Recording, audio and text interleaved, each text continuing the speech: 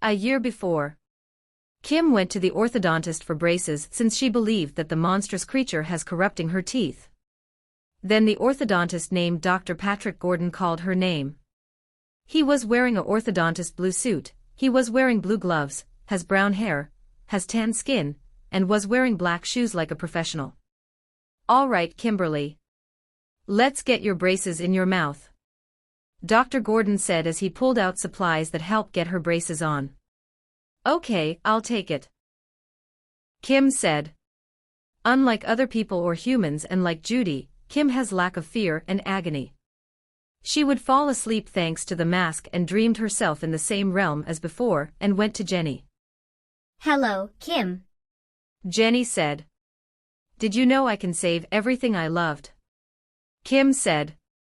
Yeah, I watched everything. I saw you saved your friends from the bully of yours which were Randall and Angela while you're void walking and use your power. That's very blissful of you, Jenny said smiling. Thank you, Kim said smiling. And how did you know them? I seen them stalking you, no matter what you and your friends are up to, Jenny remarked. Kim was patient the whole time. As she got her braces done, she woke up. Mark came to see his adopted daughter's braces and asked. So, Dr. Gordon, how long does she have to wear these? Well, bad news, Mr. Aries, your daughter's teeth were badly crooked, and she'll keep her braces permanently. I'm sorry, Dr. Gordon said in a sad tone. Do I have to wear braces permanently? My dad, Kim said in annoyance. That's okay, my teeth were ugly anyways. Hey, Kim, don't say that. Your teeth would look good, Mark said. You're right, Kim said. Kim has been absolutely good and she deserves a sticker, Dr. Gordon said. Kim was searching for a sticker until she found the match of her aesthetic, which was scene and emo trend. She got one of her favorite band stickers, Axe Kick. The Aries went home. A year later, September 2009. Uma was fully recovered and released from the hospital from her injuries. Z, Sally, Kim, Judy, and Isha were there. Hello, Uma, Kim said smiling. Hey girl, I'm glad you're better. Z, the one who drove Uma's car. I'm happy you're alive, Judy said. Hey ladies. I'm glad to see you too. And I need to drive and I think I'm ready, Uma said. Z swapped places with Uma. Southwest she could drive. She drove safely and followed the laws like always. Kim called Mark about something. Hey Dad, Kim said. Hey baby, what's going on? Mark asked. I'm supposed to be in therapy tonight, and I'm coming by myself. Is that okay? Kim asked. Oh yes Kim, you're almost an adult after all. I love you and be safe, Mark said before hanging up. Uma and other girls overheard Kim talking about therapy. So you're going to therapy, eh? Uma said. Yes, I am, Kim said.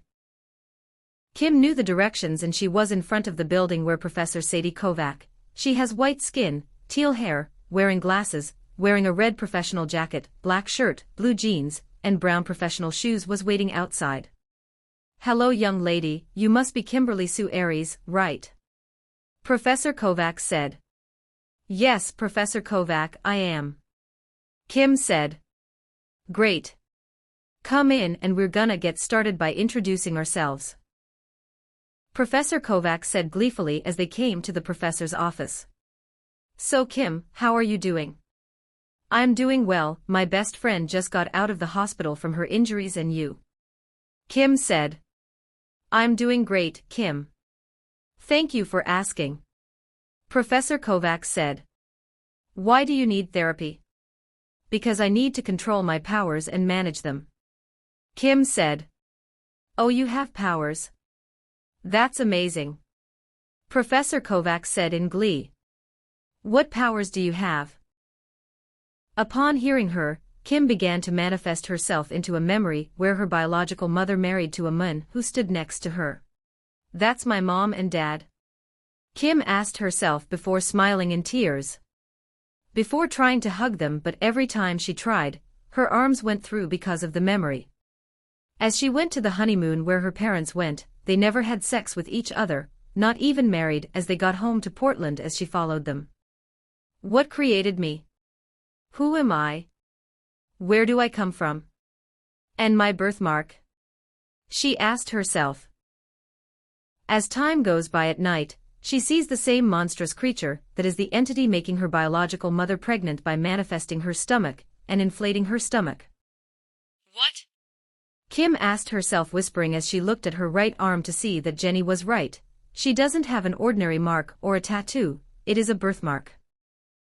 She can see what's inside her mother's stomach to see herself as an unborn fetus, and receiving the birthmark on the right arm from the entity itself before disappearing. The next morning, her mother got up and looked at herself in the mirror, and her father got up and saw a woman had her stomach inflated, which tested her pregnancy, and it was positive, causing her father to flip out. Did you cheat on me, you whore? Her dad said in anger. No. I don't know what happened. Her mom said.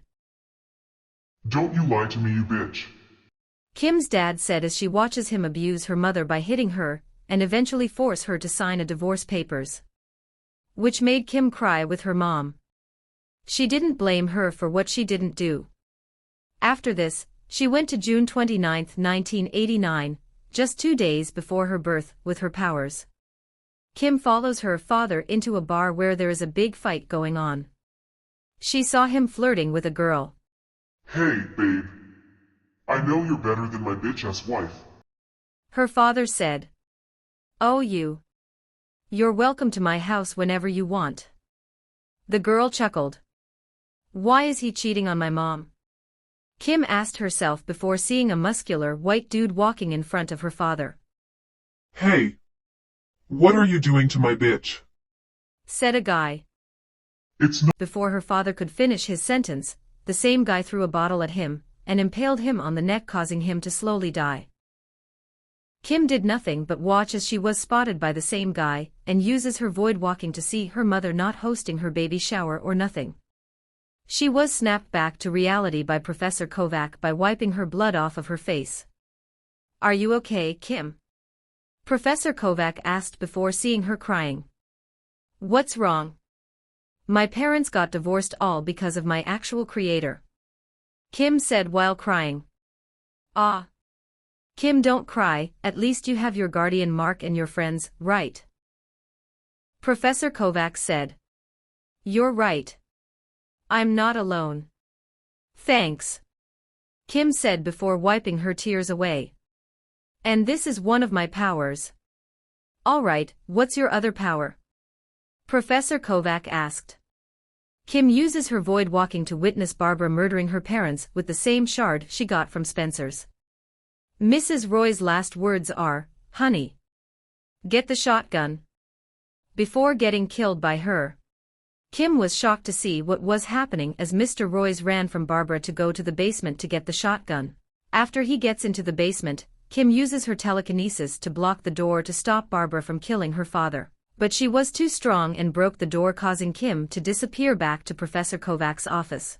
During Mr. Roy's final moments, he sees Barbara with a carved barbed wire cheeks, pale face, scene queen icon makeup, and her body strapped with barbed wires, and her last words to him before ending his life were, "Oh, don't be a poser, Dad. Bye!" before stabbing him. Back in Professor Kovac's office, she was impressed with Kim's powers to stop everything from getting worse, and would teach her how to manage her powers. As time went by, Kim was done, hugged Professor Kovac, said goodbye to her before Mark to pick her up, but it seems he was not responding. So she called Uma instead, into picking her up at her house. Hey Uma, it's Kim. My therapy is done, can you pick me up? Kim said. Sure, I'll take you home. Uma said. As Uma and Kim were almost at Kim's house, she realized the door was opened and maybe someone or something broke into her property, and used her telekinesis in case they strike. Mark, are you Dash? Kim asked worriedly before gasping in horror to see Mark's murdered body.